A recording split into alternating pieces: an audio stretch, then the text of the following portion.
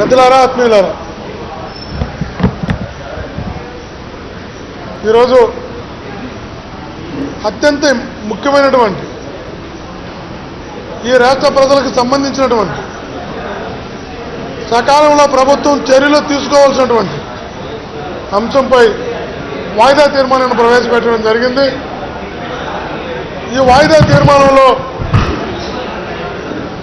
కరువుపై చర్చిద్దామని, కరువుపై తీసుకోవాల్సినటువంటి అంశాలపై ఒక మంచి చర్చ జరిపి నిర్ణయం తీసుకుందామని తెలియజేయడం జరిగింది. వాయిదా తీర్మానాన్ని తిరస్కరించడం జరిగింది. నేను అడుగుతున్నా ఈ ప్రభుత్వాన్ని, ఎందుకు కరువుపై చర్చించడానికి ముఖ్యమంత్రి గారు భయపడుతున్నారని అడుగుతున్నా. ఎందుకు కరువుపై కూలంకషంగా మాట్లాడుకుని పరిష్కార మార్గాలు ఎతకడానికి ముఖ్యమంత్రి గారు వెనక్కి తగ్గుతున్నారు అని మాకు అర్థమవుతున్నది. అంటే ఈ రాష్ట్రంలో మొట్టమొదటి నుంచి కూడా మనం చూసినప్పుడు చంద్రబాబు గారు ఎప్పుడు వచ్చినా కరువు వస్తుందని, బాబు కరువు కవల పిల్లలని, ఈ రెండు ఎప్పుడూ అవినాభావ సంబంధం ఉన్నాయి. ఇప్పటికిప్పుడు కాదు, గత 9 సంవత్సరాలు చూసినప్పుడు కూడా రాష్ట్రంలో ఎన్ని మండలాలుంటే కంబైన్డ్ రాష్ట్రంలో కూడా అన్ని మండలాలను కరువు మండలాలుగా ప్రకటించినటువంటి పరిస్థితి మనం ఆ రోజు చూడడం జరిగింది. ఈరోజు ఆంధ్రప్రదేశ్ విడిపోయి బయటకు వచ్చిన తర్వాత ప్రతి సంవత్సరం 2015-16 290 మండలాలుంటే 16-17 330కి వస్తే ఇప్పుడు 390కి వెళ్ళింది. అంటే ఒక్కొక్క సంవత్సరం 15% మండలాలు కరువు మండలాలుగా డిక్లేర్ చేసుకుంటూ ఇట్లా ముందుకు పోతుంది ఈ ప్రభుత్వం. ఈ విధంగా చంద్రబాబు నాయుడు గారు ముందుకు పోతున్నారు. కరువు మండలాలని డిక్లేర్ చేసుకుంటూ వెళుతున్నారు. కరువు మండలాలకు ఏ రకంగా కూడా ఆదుకునే ప్రయత్నం చేయడం లేదు. ఇప్పటి వరకు పంటకు ఎక్కడ కూడా నీళ్ళు అందడం లేదు. పంటకు నీళ్ళు లేకుండా ఇబ్బంది పడుతుంటే రెయిన్ గన్స్తో మేము చేస్తామంటున్నారు. రెయిన్ గన్స్తో చేయాలి అంటే 30 mm వాటర్ కావాలి. ఒక ఎకరా పంట పండాలి అంటే 30 mm వాటర్ కావాలి అంటే 6 గంటల పాటు రెయిన్ గన్ పనిచేయాలి. వీళ్ళు అరగంట రెయిన్ గన్ ఆన్ చేసి పంట అద్భుతంగా ఉంది అంటున్నారు.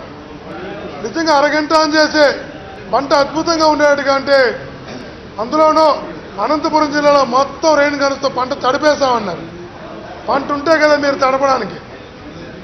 అనంతపురంలో మీరు పంటను తడిపేస్తుంటే, అనంతపురంలో సస్యశ్యామలం చేస్తుంటే, అనంతపురం ఎందుకు ఎన్ని మండలాలు ఉంటే 61 మండలం, అన్ని మండలాలు కూడా కరువు మండలాలుగా ప్రకటించారు అని ముఖ్యమంత్రి గారిని అడుగుతున్నాం. అన్ని మండలాలు కరువు మండలాలుగా ప్రకటించారంటే నీ రెయిన్ గన్స్ పైలైనట్టే కదా. ఇప్పటివరకు రైతులకు ఇన్పుట్ సబ్సిడీ ఇచ్చినటువంటి దాఖలాలు పోలేదు. పండించిన రైతుకు గిట్టుబాటు ధర వచ్చిన పాపాన పోలేదు. మా పక్క అయితే టమాటా పండించే 20 పైసలు 30 పైసలు కేజీకి వచ్చి నేను చూస్తున్నా. మేము తూర్పు మండలాల్లో ఉండేటటువంటి వాళ్ళం. ఆ పక్క మాకు ప్రధాన పంట టమోటా 20 పైసలు 30 పైసలు ఇప్పటికి ఆంధ్రప్రదేశ్ చరిత్రలో ఎప్పుడు కూడా రాలేదు. చివరికి ఆ టమాటా కోస్తే ఆ కోసిన కూలీలు కూడా రావని రైతులు టమాటా కోయకుండా కూడా వదిలేస్తున్నటువంటి పరిస్థితి మనం చూస్తూనే ఉన్నాం. వడ్డీలో రుణం ఇస్తామన్నారు. రుణమాఫీ ఎప్పుడైతే మీరు చేయకుండా ఆపేశారో, పాత బకాయిలు ఎప్పుడైతే రైతులు కట్టలేని పరిస్థితి ఏర్పడ్డదో, కొత్త రుణాలు వచ్చే పరిస్థితి లేకుండా పోయింది. కొత్త రుణాలు రావడం లేదు, బయట డబ్బు దొరకడం లేదు, ప్రభుత్వం సహకరించడం లేదు, బ్యాంకులు ఇవ్వనంటున్నాయి, ప్రభుత్వం వడ్డీ లేని రుణాలు ఇవ్వకుండా మానేసింది. ఈ పరిస్థితుల్లో కొత్త గొప్ప నీరుండి సొంతంగా బోరుండి పండిద్దామన్న రైతు కూడా ఈ మహానుభావుడు చంద్రబాబు నాయుడు గారి పుణ్యాన పంట పండించినటువంటి దీనస్థితికి వెళ్ళిపోతున్నారు. 10 మందికి అన్నం పెట్టే రైతులను అన్నమో రామచంద్ర అని అనుమతించేలా చేస్తున్నారు. రైతును రాజును చేస్తారని రాజశేఖర రెడ్డి గారు ఆ రోజు రైతే రాజని, రైతు లేకపోతే ఈ రాష్ట్రం లేదని ఒక రైతు బిడ్డగా ఆలోచించి రాష్ట్రాన్ని రైతు రాజ్యంగా తీసుకొచ్చి రైతుకు వెన్నుముకగా నిలిచి రాజశేఖర రెడ్డి గారు ఉచిత కరెంట్ ఇచ్చి పాత బకాయిలు రద్దు చేసి విత్తనాలు ఇచ్చిన, ఎరువులు ఇచ్చిన, వ్యవసాయ పనిముట్లు ఇచ్చిన 90% సబ్సిడీకి ఇచ్చి విత్తనాలు కానీ ఎరువులు కానీ వ్యవసాయ పనిముట్లు కానీ 90% సబ్సిడీకి ఇచ్చి రైతును తలెత్తుకుని తిరిగేలాగా తెల్ల పంచి కట్టుకుని తిరిగేలాగా చేసినటువంటి నాయకుడు ఆ రోజు రాజశేఖర్ గారు అయితే రైతును కూలీ చేస్తున్నటువంటి ఆ కూలీ కూడా లేకుండా చేస్తున్నటువంటి ప్రభుత్వం మహానుభావుడు చంద్రబాబు నాయుడు గారిని మనం పేర్కొనాలి. ఈరోజు అటువంటి ముఖ్యమైన అంశం రైతు కరువు విలుగుతానం చేస్తుంది ఆంధ్రప్రదేశ్ అంతా. నిన్న బడ్జెట్లో ప్రవేశపెట్టినప్పుడు కానీ గవర్నర్ పైన స్పీచ్లో కానీ ఎక్కడ కూడా కరువు గురించి ఆ అంశమే లేకుండా బడ్జెట్లో చేసినటువంటి ఏకైక ముఖ్యమంత్రి చంద్రబాబు నాయుడు గారు. కరువు పైన ఎందుకు బడ్జెట్లో పెట్టలేదని అడుగుతున్నాం. కరువు నివారణకు ఏం చర్యలు తీసుకుంటున్నారో మీరు ఎందుకు చెప్పలేదని అడుగుతున్నాం. ఎందుకు ఇలా చేస్తున్నారు? రాష్ట్రాన్ని ఏం చేయాలని, కరువును ఎలా అధిగమించాలో మీకంటే చిత్తశుద్ధి లేదు. మేము చర్చిస్తాం, మేము సూచనలు ఇస్తాం, కలిసి మాట్లాడుకుందాం. మేము ప్రశ్నించే అధికారం, సూచనలు ఇచ్చే అధికారం మాకు ఇచ్చారు ప్రజలు, పరిపాలించే అధికారం మీకు ఇచ్చారు. మీరు పరిపాలించేటప్పుడు ప్రతిపక్షం ఇస్తున్నటువంటి సూచనలను సలహాలను తీసుకోవాలి, తీసుకొని దానిపైన చర్యలు తీసుకోవాలి, రైతును ఆదుకోవాలి అని మేము ప్రయత్నిస్తుంటే మీరు చర్చ జరపడానికి లేదు. మేము అంగీకరించాం, మీరు తిరస్కరిస్తున్నాం. మీరు చర్యలు తీసుకోరు, మీరు దృష్టి పెట్టరు, మీరు ఆ బడ్జెట్లో పెట్టరు. ప్రతిపక్షం తీసుకొస్తానంటే మా గొంతు నొక్కేస్తానంటారు. ఇది ఎక్కడ న్యాయం అని అడుగుతున్నాం, ఇది ఎక్కడ ప్రజాస్వామ్యం అని అడుగుతున్నాం. ఒకటే చెప్తున్నాం గట్టిగా, ఎట్టి పరిస్థితులను పంటకు నీళ్లు ఇవ్వాల్సిందే, సాగునీరు అందాల్సిందే, రైతుకు పంట పండించిన పంటకు దిగుబడి రావాల్సిందే, వచ్చిన దిగుబడికి గిట్టుబాటు ధర రావాల్సిందే. గిట్టుబాటు ధరతో రైతు కనీసం 3 పూట్ల అన్నం తినే పరిస్థితికి రావాలి. అన్నం పెట్టిన రైతన్నా అన్నం తినే పరిస్థితికి ప్రభుత్వం తీసుకురావాలి. ప్రభుత్వం విఫలమైంది. ఇది రైతు వ్యతిరేక ప్రభుత్వం. ఇది పూర్తిగా రైతులను అణగదొక్కుతున్న ప్రయత్నం. ఆ రోజు వ్యవసాయం దండగా అన్నారు ముఖ్యమంత్రి గారు. ఆ రోజు వ్యవసాయం దండగా అన్న ముఖ్యమంత్రి గారు ఈ రోజు అది కార్యరూపంలోకి తీసుకొచ్చి వ్యవసాయాన్ని పూర్తిగా సమూలంగా వ్యవసాయం అన్నది ఆంధ్రప్రదేశ్లో లేకుండా చేసే ప్రయత్నం కూడా చేస్తున్నటువంటి పరిస్థితి. దానికి నిదర్శనం ఈ ప్రాంతమే. సుమారుగా 15,000 20,000 గవర్నమెంట్ భూమి ఇక్కడే ఉంది. ఆ గవర్నమెంట్ భూమిలో మీరు రాజధాని కడతామంటే 3 పంటలు పండే భూములు లాక్కుని కడతామంటున్నారు. రాజధాని విజయవాడలో పెట్టిన అభ్యంతరం లేదు, ప్రభుత్వ భూమిలో కట్టిందంటే రైతుల భూమిలో కడతానని రైతుల భూమిని తొక్కేసినటువంటి పరిస్థితి జేజీబీలతో మనం చూసాం. కాబట్టి చంద్రబాబు నాయుడు గారు రైతు వ్యతిరేకి. ఇది రైతు వ్యతిరేక ప్రభుత్వం. ఇటువంటి ప్రభుత్వం భారతదేశంలో ఎక్కడా కూడా ఉండదు మీకు తెలియజేసుకుంటున్నాం. మేము మాట్లాడుకున్న అంశం రైతులకు సంబంధించి కరువుకు సంబంధించింది. అది మాట్లాడకుండా చేయడం బాధాకరమని తెలియజేస్తూ ఇంకొక అంశాన్ని కూడా మీకు చెప్పాలి. ఒక ముఖ్యమైన అంశాన్ని కూడా తీసుకురావాలి. నేను మనం అంతా చూసాం,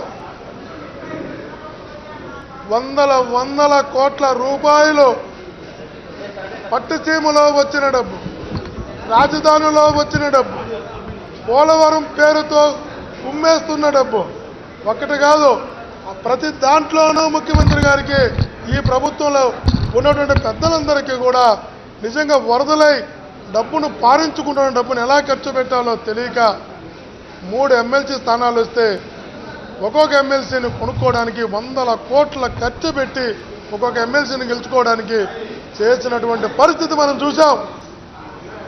సిగ్గుతో ప్రజాస్వామ్యం తలదించుకునేలా, ప్రజాస్వామ్యాన్ని కూనీ చేసేలా చేసినటువంటి పరిస్థితి మనం చూసాం. అయితే దానికి అనుబంధంగానే చదువుకున్నటువంటి గ్రాడ్యుయేట్స్, ప్రభుత్వంలో పనిచేస్తున్నటువంటి ఉపాధ్యాయులకు ఎలక్షన్లు జరిగాయి. ఉపాధ్యాయ ఎన్నికల్లో కానీ గ్రాడ్యుయేట్స్ ఎన్నికల్లో కానీ ప్రజా తీర్పు రాబోతున్నది. చెంప చెల్లు అనిపించేలాగా చదువుకున్న ప్రతి ఒక్క గ్రాడ్యుయేటు తీర్పినున్నాడు. ప్రతి ఉద్యోగస్తుడు ఇది ప్రజా వ్యతిరేక ప్రభుత్వం అనే ప్రతి ఉద్యోగస్తుడు తీర్పినున్నారు. ఇది రెఫరెండం. మేము చెప్తున్నాం, ఈరోజు మీరు అన్నింటిలో బీఫామ్ ఇచ్చారు. తూర్పు రాయలసీమ, కడప, కర్నూలు, అనంతపురం ఉన్నటువంటి పశ్చిమ రాయలసీమలో కూడా మీరు బీఫామ్ ఇచ్చి క్యాండిడేట్లు పెట్టారు. తూర్పు రాయలసీమ, చిత్తూరు, ప్రకాశం, నెల్లూరులో కూడా మీరు క్యాండిడేట్లు పెట్టారు. అఫీసర్లు బీఫామ్లు ఇచ్చి పెట్టారు. మామూలు వ్యక్తులు పెట్టలా, సాక్షాత్తు నారాయణ గారి భావార్థినే తీసుకొచ్చి పెట్టారు. పట్టాభరావు రెడ్డి సొంత భావార్థినే పోటీకి పెట్టాడు. వేలాదిగా దొంగ ఓట్లు నమోదు చేసుకున్నారు. హైకోర్టుకి వెళితే హైకోర్టు తీర్పు ఇచ్చింది, ఈ ఓట్ల మీద ఎంక్వైరీ చేయండి. ఎంక్వైరీ చేస్తే 14,150 ఓట్లు తొలగించింది హైకోర్టు. తొలగించిన తర్వాత కూడా వేలాది ఓట్లు మిగిలాయి. అన్ని దొంగోట్లు మీరు చేర్చుకొని నారాయణ విద్యా సంస్థల నుంచి ఏలుముద్రగాలని తమ్మిం ప్రశ్నగాలంతా గ్రాడ్యుయేట్స్గా నమోదు చేయించుకొని మీరు సరిపోయిన ఓట్లు కూడా పోల్ చేయించుకుని అన్ని చేసినా కూడా ప్రజా తీర్పు ఎలా ఉందో ఒక్కసారి గమనించవలసిందిగా విజ్ఞప్తి చేస్తున్నా. టీచర్స్కి తీసుకొచ్చి మీరు తెలుగుదేశం పార్టీ బీఫామ్ ఇచ్చి వాసుదేవ నాయుడు గారిని పెట్టారు. ఆయన పైన మేము ఒక సాధారణ టీచర్ని పెట్టాం, మద్దతు ఇచ్చి ఈరోజు అతను గెలవడం జరిగింది. అనంతపురంలో కూడా మేము గోపాలరెడ్డి గారిని పెట్టాం, అతను మెజార్టీలో ముందుకు పోతున్నాడు. ఇంకొక రకంగా కత్తి నరసింహారెడ్డి గారికి మేము మద్దతు ఇవ్వడం జరిగింది, అది విజయదుందుము మోగించి అతను గెలవడం జరిగింది. మీ ద్వారా చెప్తున్నా, ప్రజలు వేసిన చదువుకున్నటువంటి మేధావులు ఎలా ఓటేస్తున్నారు, ఉద్యోగులు ఎలా ఓటేస్తున్నారు ఇప్పుడు మీకు అర్థమవుతుందా చంద్రబాబు గారిని అడుగుతున్నాం. ప్రజా తీర్పు ఎలా ఉందో చూస్తున్నారా అని అడుగుతున్నాం. నేను డబ్బులు పెట్టి కొనుగోలు చేసి 100 మందిలో 150 మందిలో సంఖ్యలు గుద్దుకొని మేము గెలిచాం, మీ పులివెందుల్లో జెండా ఎగరేస్తాం అంటున్నారు. ఈరోజు సీఎం గారి సొంత జిల్లాలో జరిగినటువంటి మేధావులు వేసినటువంటి ఓట్లలో, ఉద్యోగులు వేసినటువంటి ఓట్లు ఈ ప్రభుత్వానికి చెంప చెల్లు అనిపించేలా తీర్పు ఇవ్వలేదా అని అడుగుతున్నాం. నేను చెప్తున్నా, పులివెందులు ఎందుకు ముఖ్యమంత్రి గారు మీరు నేను ఒకే పక్క ఊర్లో పుట్టాం, ఒకే నియోజకవర్గంలో పుట్టాం, మీరు పుట్టిన నారావారిపల్లికి శాసనం చెప్పండి, నన్ను గెలిపించి మీ పార్టీని ఎందుకు ఓడించారు అని అడుగుతున్నాం. ప్రజా తీర్పు ఎలా ఉంటుందో మీకు చూపించారు. కాబట్టి డబ్బు ఉందనో, అధికారం ఉందనో, పోలీసు బలం ఉందనో 100 మందిలో 150 మందిలో కొనుక్కొని గెలిచి అది విజయం అనుకుంటే పొరపాటు, తప్పది. ఇట్లాంటి అప్రజాస్వామ్యాలకు పాల్పడితే చాలా ప్రమాదం ఉంటుంది. ఈరోజు చెప్తున్నా, కిరణ్ కుమార్ రెడ్డి గారు ముఖ్యమంత్రిగా ఉన్నప్పుడు 2018లో జరిగిన సర్పంచ్ ఎన్నికల్లో అధికారాన్ని అడ్డు పెట్టుకుని మా చిత్తూరు జిల్లాలో 700 స్థానాల సర్పంచులు కాంగ్రెస్ పార్టీ గెలిచిందని పెద్ద ఎత్తున ప్రకటన చేసుకున్నాడు. ఫోర్స్లో ఎనాలిమస్ చేసుకున్నారు, ఎవరిని నామినేషన్ కూడా చేశారు. ఆ రోజు అనుకున్నాం ఇతను చాలా తప్పు చేస్తున్నాడు, ప్రజల ఆగ్రహానికి గురవుతాడని. కరెక్ట్గా 6 నెలల్లో జరిగినటువంటి ఎమ్మెల్యే ఎలక్షన్లో తన సొంత నియోజకవర్గంలో తన కూడా పుట్టిన తమ్ముడిని పెడితే 18,000 ఓట్లతో తన చెంప చెల్లిమినిపించేలా ప్రజలు తీర్పిచ్చి తన కుటుంబంలో తన తమ్ముడినే ఓడించారు. ఆ రోజు 700 సర్పంచులు గెలిపించుకుంటామన్న కిరణ్ కుమార్ రెడ్డి గారు సొంత జిల్లాలో సొంత తమ్ముడు 6 నెలల్లో జరిగిన ఎన్నికల్లో ఓడిపోయారంటే ప్రజా తీర్పు అలా ఉంటుంది. ఈరోజు 150 ఓట్లు మేము కొనేసి మా పార్టీ అద్భుతంగా ఉంది, అద్వితీయంగా ఉంది, మేము ఇంక ప్రపంచంలో మేము సాధించాం, మేము ట్రంప్ కన్నా గొప్ప వాళ్ళం, ఇంకొకరైనా గొప్ప వాళ్ళం అంటున్నారు. మేము చెప్తున్నాం, ఈరోజు మేధావులు ఓటేశారు, ఉద్యోగులు ఓటేశారు, ఎలా తీర్పిస్తున్నారు చూడండి. ఇప్పటికైనా ప్రభుత్వం బుద్ధి తెచ్చుకోవాలి, ఇప్పటికైనా ప్రభుత్వంలో మార్పు రావాలి, ఇప్పటికైనా ప్రభుత్వం మార్పు వచ్చి, ఇప్పటికైనా ప్రభుత్వానికి మార్పు వచ్చి ప్రభుత్వం ఖచ్చితంగా కూడా మేల్కొని ప్రజాస్వామ్యయుతంగా వ్యవహరించాలి, ప్రజాస్వామ్యయుతంగా ముందుకు పోవాలి, ప్రజాస్వామ్యయుతంగా రాజకీయం చేయాలి. అప్పుడే ప్రజాస్వామ్యం ప్రజ్వరిల్లుతుంది. అప్పుడు దాకా ఈ రాష్ట్రానికి నిజంగా కూడా ఖచ్చితంగా ప్రజలు హర్షించరు, మేధావులు హర్షించరు, విద్యార్థులు హర్షించరు. మీకు తెలియజేసుకుంటూ నమస్కరిస్తూ సెలవు. నా పేరు రామరెడ్డి ప్రతాప్ కుమార్ రెడ్డి, కావలి అమ్మగే.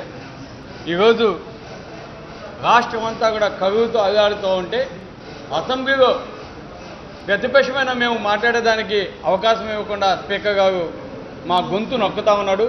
ఇది చాలా దారుణం. ఎందుకంటే మనం అంతా చూస్తూ ఉన్నాం, ఈరోజు రైతులకి చాలా అన్యాయం జరుగుతూ ఉంది. పండగ ఎండిపోయే పరిస్థితి మనం చూస్తూ ఉన్నాం. ఒక పక్క చంద్రబాబు నాయుడు గారు రుణమాఫీ చేస్తామని అక్కడ మోసం చేశాడు. ఈరోజు వానలు పడక పండగ రైతులంతా కూడా అయ్యో రామచంద్ర అంటూ ఉంటే ఎటువంటి సాయం అందించకుండా ఈరోజు రాష్ట్రానికి అన్యాయం చేస్తున్నాడు. అదేవిధంగా ప్రతిపక్షం మాట్లాడబోతుంటే మాట్లాడనీయకుండా చేస్తున్నాడు. చాలా అన్యాయం. ఈరోజు అనంతపురం అయితే ఎన్నో ఆత్మహత్యలు జరుగుతున్నాయి.